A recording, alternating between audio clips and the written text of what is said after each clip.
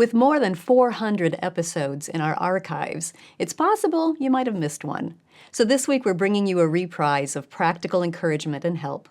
We hope you enjoy the best of the Simply Charlotte Mason podcast.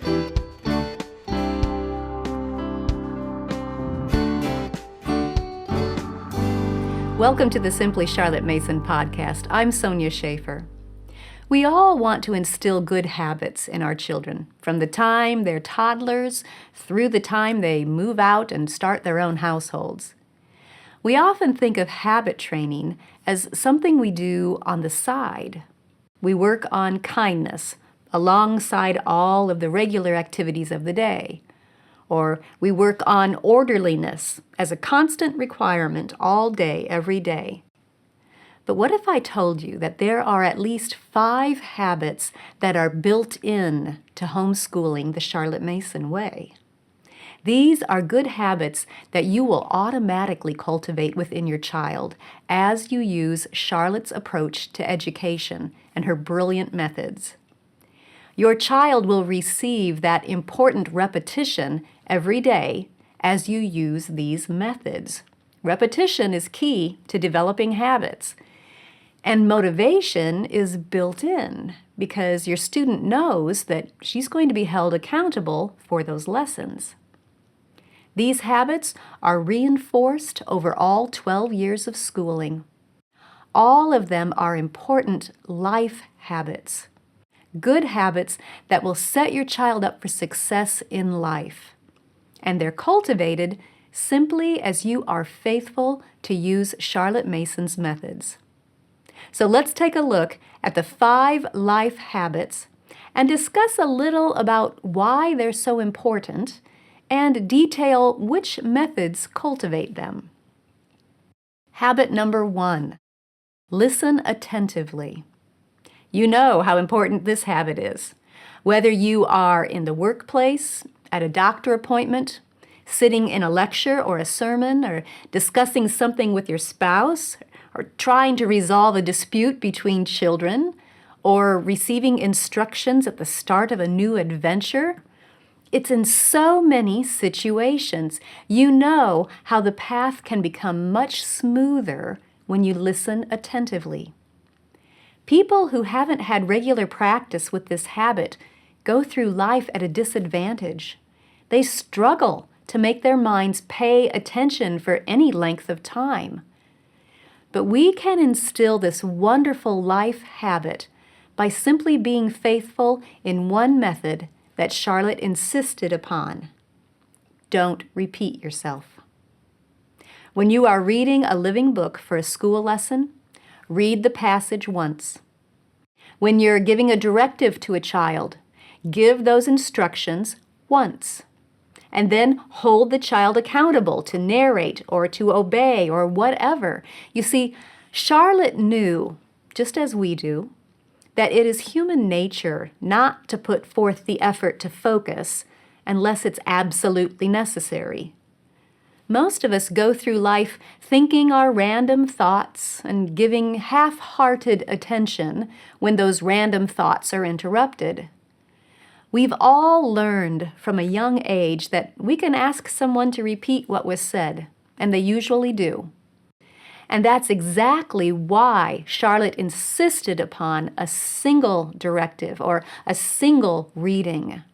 She said, a single reading is a condition insisted upon because a naturally desultory habit of mind leads us all to put off the effort of attention as long as a second or third chance of coping with our subject is to be hoped for. A Philosophy of Education, page 171.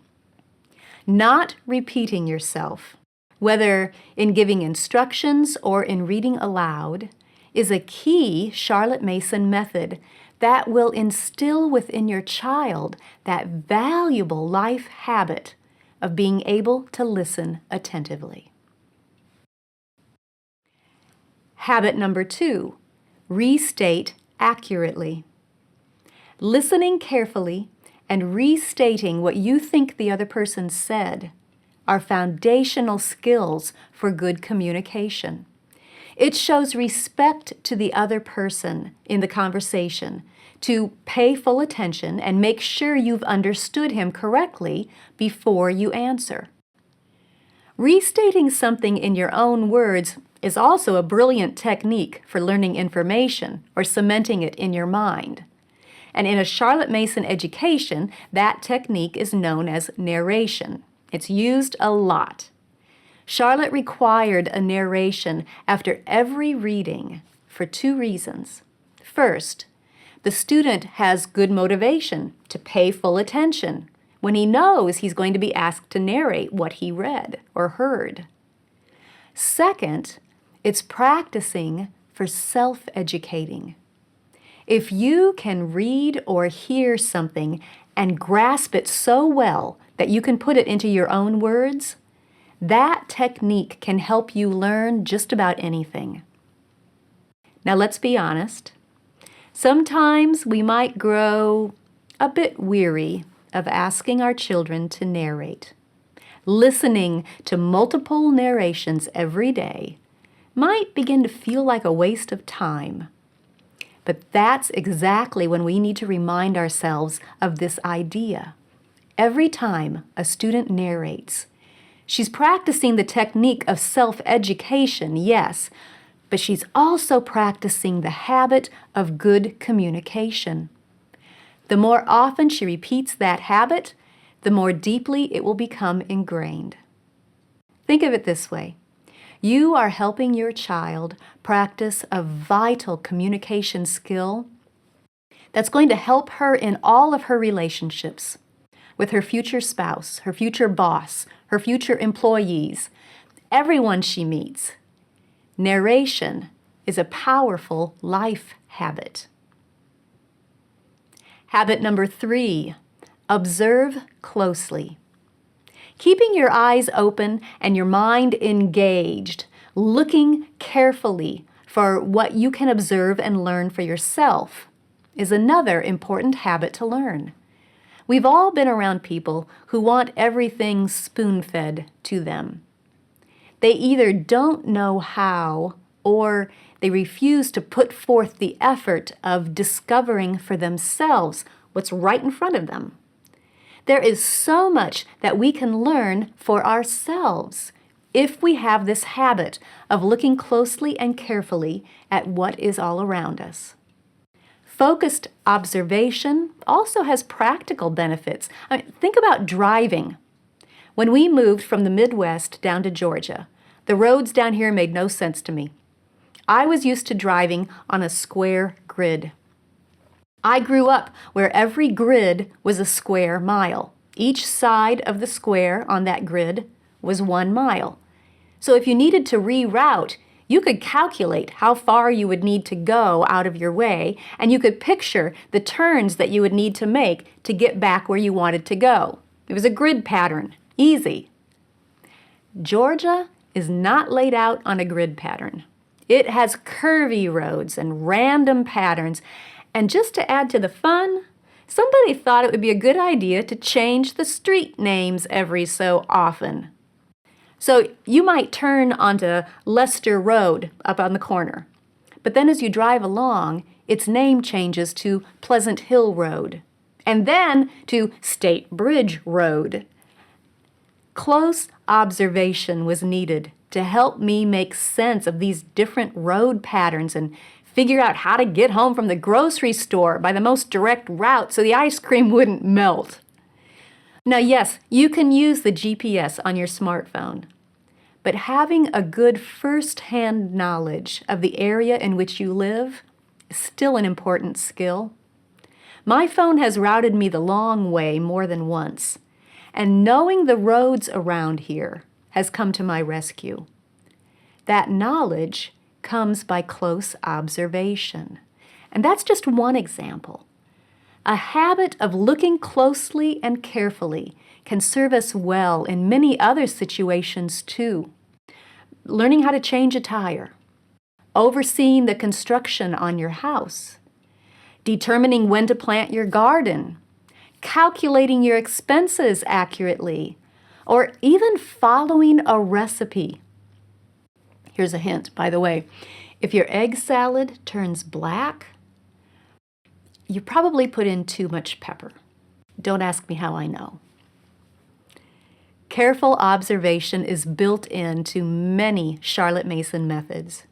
Your children will practice that skill often by looking closely and seeing what she can observe for herself in nature study, in handcrafts, in math lessons, even in studying for dictation. And the more often she practices it, the more it will become a habit that can help her for the rest of her life. Habit number 4, focus on what is good, noble, and beautiful. You move toward what you focus on. So it just makes sense to try to set up a habit of thinking on what is good and true and honest, just and noble. The more those qualities permeate our thinking, the more our actions will follow suit. And it's the same for our children. It's sad to me when I meet people who are bogged down in a dark place in their minds and hearts. They seem to be just surviving. They're constantly thinking fearful thoughts, worrying thoughts, mulling over all the evil in this world and in their imaginations. That's not the life any of us want for our children.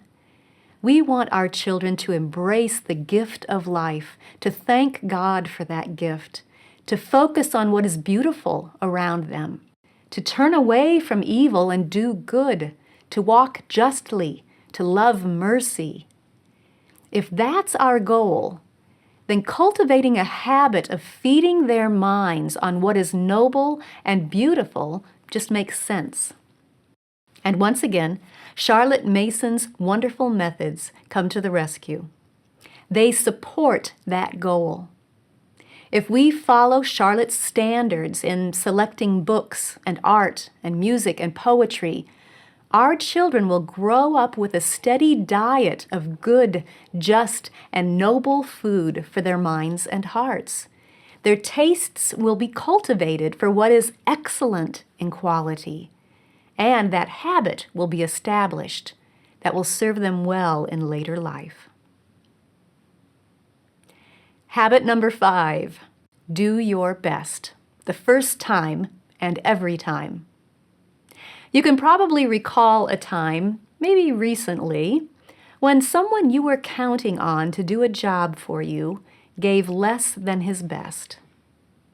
Or maybe the person did just the minimum and then waited to see if you would notice.